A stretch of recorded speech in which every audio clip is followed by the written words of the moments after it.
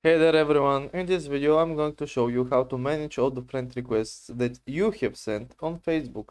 I'm going to show you how you can cancel friend requests that are outgoing, meaning that you've sent them to somebody and that you probably don't want anymore or just are tired of waiting.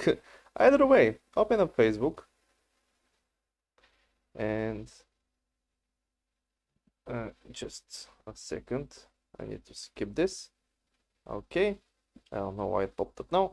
You go to your friends menu right over here.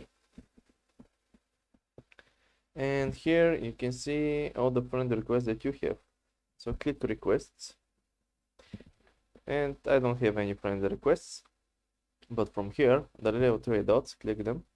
And click view sent requests. From here you can see all the friend requests that I have sent to people. And if I want to cancel them, I just need to click cancel. And I need to click cancel again. And there you go.